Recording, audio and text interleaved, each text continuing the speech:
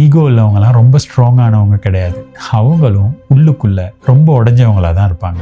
ஆனால் இதில் உண்மை என்னன்னா, அவங்க யாரும் இதை நேராக சொல்லவே மாட்டாங்க, காட்டிக்கவும் மாட்டாங்க. ஒரு மனிதர் எப்பயுமே நான் தான் ரொம்ப பெரிய ஆள், என்னை யாரும் தாண்ட முடியாது, என்னை யாரும் ஜெயிக்க முடியாது அப்படின்னு பேசுகிறாரா இருந்தால் அது கான்ஃபிடென்ஸ் கிடையாது, அது பயம்.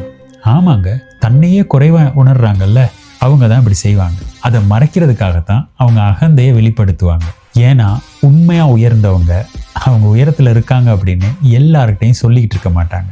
ஆனால் ஈகோ உள்ளவங்களுக்கு ஒரு பெரிய பிரச்சனை இருக்குது. அவங்க மக்களோட மரியாதையை அவங்களுக்கு தெரியாமலேயே இழக்க ஆரம்பிச்சிருவாங்க.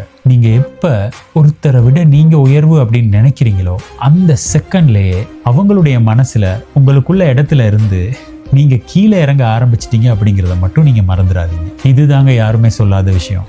அகந்த உள்ளவன், ஈகோ உள்ளவன் சில நேரங்களில் உயரமாக தெரியலாம், உயரமாக தோணலாம், உயரத்தில் இருக்கலாம். ஆனால் மக்கள் மனசில் ரொம்ப வேகமாக கீழே விழுந்துருவாங்க.